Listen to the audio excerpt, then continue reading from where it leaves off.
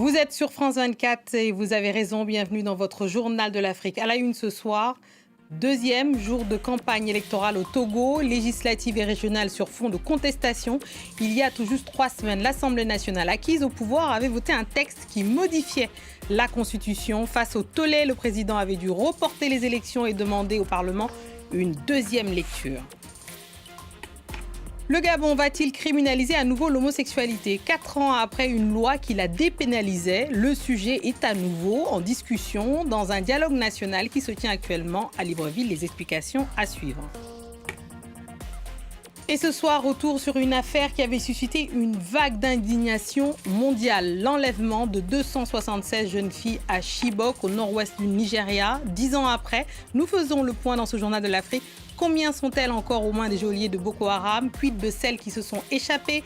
Que fait le gouvernement nigérian? Nous retrouverons notre correspondant Moïse Gomis en direct à Abuja. Et en plateau, nous avons le plaisir de recevoir Emmanuel Iga, géographe nigérien, politologue et fin connaisseur évidemment de la politique du Nigeria.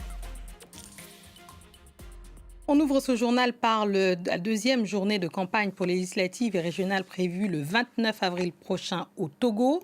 Une campagne sur fond de contestation, car il y a 3 semaines, l'Assemblée nationale acquise au parti du chef de l'État, Faure Gnassingbé, a voté un texte en catimini qui modifie la Constitution. Face à ce tollé, le président avait dû reporter les élections et demander au Parlement une deuxième lecture. En ce début de campagne électorale, les partisans du pouvoir en place affichent leur soutien sans faille envers le président de la République, Faure Gnassingbé, confronté à une crise politique depuis plusieurs semaines. Aujourd'hui, c'est une manière pour nous de lui exprimer notre gratitude et de lui dire que nous avons confiance en lui. Nous sommes mobilisés derrière lui pour lui donner encore de belles voix au niveau du Parlement. Le 25 mars dernier, le Parlement, en fin de mandat, vote un projet de loi rédigé dans le plus grand secret, faisant basculer le Togo d'un régime présidentiel à parlementaire. L'opposition et une partie de la société civile dénoncent une manœuvre du président de la République pour se maintenir au pouvoir à vie. Vous savez, le président Faure Gnassingbé est un homme de paix. Il prendra les décisions qu'il faut pour que notre pays ne soit pas enflammé. Et vous avez vu que c'est un homme de consensus. Ils ont gardé le pouvoir en famille après l'exemple du Togo. Lors des précédentes législatives en 2018, boycottées par la coalition de 14 partis d'opposition, en raison des conditions d'organisation des élections, le parti au pouvoir, UNIR, avait obtenu la majorité au Parlement. Cette fois-ci, les grands partis d'opposition ont décidé de participer aux élections. J'assume que je dis que les conditions sont mauvaises, sont pires aujourd'hui qu'avant. C'est plus grave de ne pas aller que d'aller. L'opposition dénonce notamment le caractère arbitraire du découpage électoral. Elle conteste aussi la fiabilité du fichier électoral. Juste après le vote, il faudrait que les citoyens soient là, vérifier si effectivement ce qu'ils ont mis dans l'urne, c'est ce qui a été proclamé à la fin. Si le chef de l'État promulgue le texte qui ferait passer le pays à une 5e république, ce sont les futurs députés et sénateurs qui désigneront sans débat celui qui détiendra la réalité du pouvoir, un président du Conseil des ministres issu du parti majoritaire au Parlement.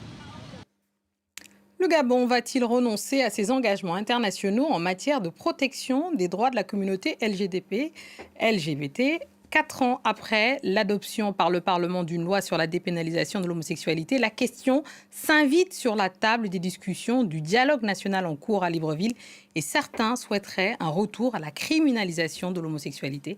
Les précisions de notre correspondant à Libreville, Ismaël Obiangze. La législation contestée n'est pas une revendication nouvelle, portée en 2020 par l'ancienne première dame Sylvia Bongo Ondimba. Cette réforme dépénalisant l'homosexualité avait suscité des débats passionnés et s'était même heurté à l'hostilité d'une partie de la population.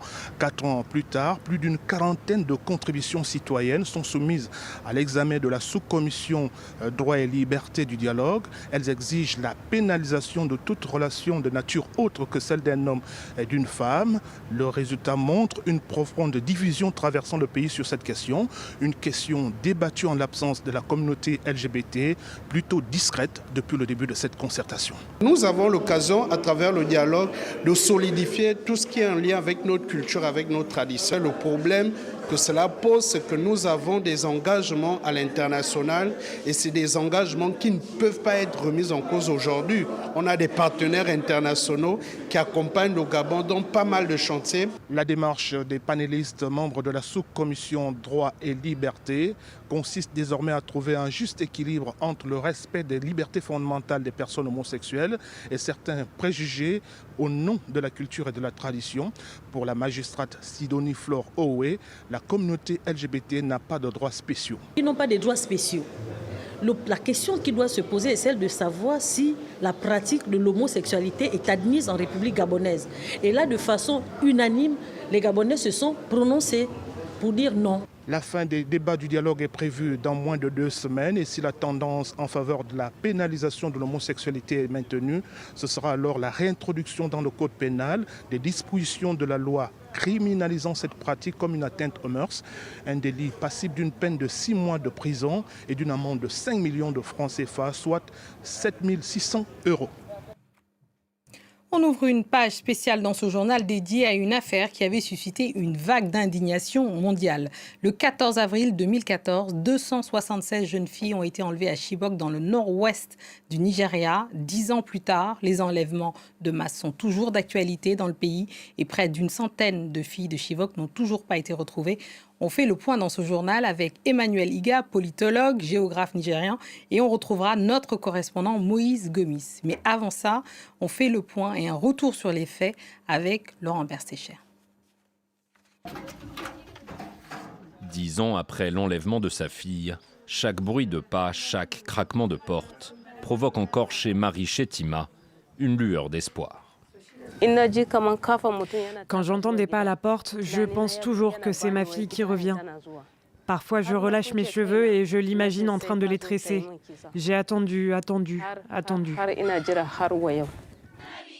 Le 14 avril 2014, des combattants de Boko Haram kidnappent 276 écolières dans une école de la ville de Chibok, au nord-est du Nigeria. L'événement provoque un élan de solidarité mondiale, donnant lieu à la campagne Bring Back Our Girls. Mais le soutien des stars hollywoodiennes ne suffit pas à faire revenir les filles de Chibok. Et 10 ans plus tard, près d'une centaine sont toujours portées disparues. On les a laissés tomber. Le gouvernement, la communauté internationale, tout le monde a abandonné ces filles, cela ne fait aucun doute. Les autres se sont enfuis, ont été secourus ou relâchés par leurs ravisseurs contre une rançon. C'est le cas de Grace qui a passé 3 ans en captivité. Aujourd'hui âgée de 27 ans, elle a repris les études et espère un jour parvenir à surmonter son traumatisme. Ces gens ont détruit ma vie. S'ils ne m'avaient pas emmenée dans la brousse, ma vie aurait été bien meilleure qu'elle ne l'est aujourd'hui. À Chibok, où l'école a rouvert ses portes en 2021, on aperçoit encore les ruines carbonisées des dortoirs et des salles de classe. Et malgré une présence sécuritaire renforcée, la région vit toujours sous la menace des attaques terroristes. Ici, le conflit avec Boko Haram perdure et ces dernières années, les enlèvements de masse se font de plus en plus fréquents. Depuis 2014, plus de 1700 élèves ont été kidnappés dans des écoles au Nigeria. Allez, on retrouve à Abuja notre correspondant Moïse Gomis, justement. Moïse, dites-nous, 10 ans après, quel est le bilan exact de ces enlèvements et comment se passe la lutte contre Boko Haram ? Alors la comptabilité sur les Chibok Girls qui sont toujours en détention est assez compliquée à mener puisque officiellement il y a plus d'une centaine qui sont toujours manquantes, mais d'après les témoignages de celles qui ont pu soit être libérées ou qui ont pu se réchapper, pas loin d'une vingtaine seraient décédées durant leur captivité, soit pour des mauvaises couches, soit pour des problèmes de santé, ou pour certaines, sous les bombardements des attaques de l'armée nigériane, mais aussi de la force multinationale conjointe, puisqu'on le rappelle, la lutte contre Boko Haram se poursuit et que l'armée nigériane ainsi que ses alliés ont bombardé à plusieurs reprises des campements appartenant à Boko Haram. Et d'après certaines filles de Chibok, certains de leurs camarades seraient décédés. Donc, d'après la comptabilité de l'association des parents des Chibok Girls, on comptabiliserait aujourd'hui 82 filles qui seraient toujours vivantes et toujours séquestrées par Boko Haram. Alors Moïse, vous avez eu l'occasion de parler avec des anciennes victimes kidnappées. Dites-nous, et relâchées donc, comment vivent-elles dans le pays? Dans quelles conditions vivent-elles leur réintégration? La problématique que ces jeunes femmes qui ont vécu plusieurs années de captivité, c'est retrouver déjà leur famille, retrouver leur communauté. Et quand on sait que beaucoup d'entre elles sont revenues avec des enfants de captivité, le retour dans la communauté est assez difficile pour la majorité d'entre elles, avec de la stigmatisation, le rejet de leurs enfants. On ne comprend pas aussi dans certaines communautés que certaines d'entre elles aient pu se convertir à l'islam, puisque c'était ce qui leur était demandé par leur geôlier, par leur ravisseur. Et puis aussi se pose la question de la déradicalisation pour certaines, et notamment pour les dernières en date qui ont pu sortir de la forêt de Sambisa, puisqu'il y a un programme d'amnistie qui est proposé aux combattants de Boko Haram. Et donc, dans ces dernières années, un certain nombre de ces Chibok Girls sont sortis dans le cadre de ces programmes-là, et se pose la question de leur comportement potentiel. Sont-elles un danger pour la communauté? Sont-elles un danger pour la société nigériane? Avec le gouvernorat de l'État de Borno qui, pour l'instant, les maintient dans des campements. Donc, un retour difficile, une stigmatisation assez importante pour certaines. Merci beaucoup Moïse Gomis justement pour cet éclairage et ce décryptage. On va maintenant plus loin avec Emmanuel Iga. Vous êtes politologue, consultant géopolitique et auteur de Nigeria Vademekom. Merci d'être sur le plateau. Vous avez entendu dans le reportage notamment les enlèvements de masse se poursuivent. Comment analysez-vous l'action du gouvernement de Bola Tinubu, le nouveau président? Il faut dire que Bola Tinubu a quand même trouvé une situation extrêmement difficile. Ce problème de kidnapping est devenu peu à peu monnaie courante sous la présidence de Goodluck Jonathan. Et on a eu donc le président Buhari qui a pris la relève en 2015. En 2015, donc, les filles de Chibok ont été prises en otage en 2014. À peine un an après, Buhari est arrivé au pouvoir avec la promesse qu'il allait libérer toutes ces filles-là. Et au moment où il a quitté le pouvoir-là, l'année dernière, on l'a vu, les chiffres montrent que près d'une centaine d'entre elles sont toujours en captivité. Ce qui n'a pas été dit ici, il y a bien sûr celles qui sont peut-être revenues avec des enfants elles ont eu en captivité avec des militants de Boko Haram. Elles ont été violées, donc. Violées, oui. Soumises à l'esclavage sexuel. Oui. Certaines ont eu des enfants dans des conditions où elles ne peuvent même pas dire qui est le vrai père de cet enfant. Parce qu'entre-temps, un mari est tué. Ils ont été mariés de force. Il y a un mari qui est tué, on les remarie à un autre mari, etc. Et on ne peut pas trop savoir qui est le père des enfants. Donc là, il y a ce problème. Il y a aussi la catégorie de ces filles qui a été, disons, assez bien endoctrinée par le Boko Haram et utilisées comme des kamikazes pour aller mettre des bombes dans les places publiques, dans l'état de Borno, dans les marchés, etc.